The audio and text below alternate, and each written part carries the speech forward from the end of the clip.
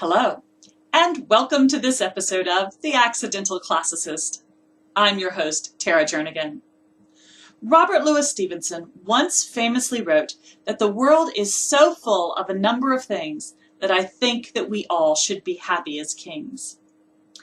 If outside of the Bible I were to have a life verse, I think that would be it.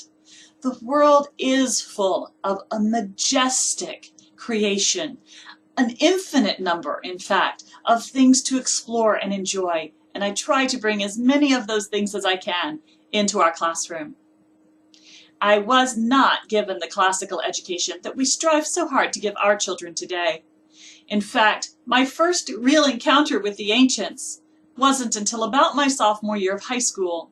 And to be absolutely honest, I hated them.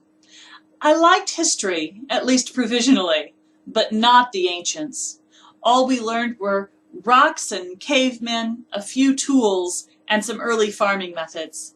And after that, we moved on briefly to medieval and then to modern civilizations. It wasn't until college, when I took a philosophy course and encountered Plato and Socrates, that I began to interact with the thoughts and ideas of ancient peoples and discover that no, in fact, they're not at all that different from ourselves.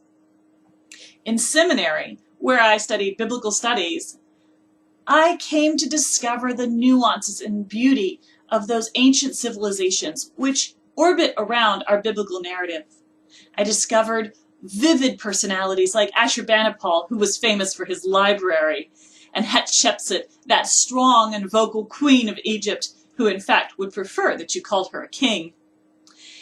It was even later that I discovered in my own readings the stories of Homer and Virgil, stories that define the Greek and Roman cultures to which Paul then brought the gospel.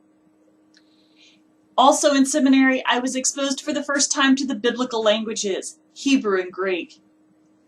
Hebrew is like a crunchy, earthy, artisanal bread. You can really sink your teeth into it. But Greek is much more like a French pastry. It is precise and delicate, and it says what it means, and it means what it says.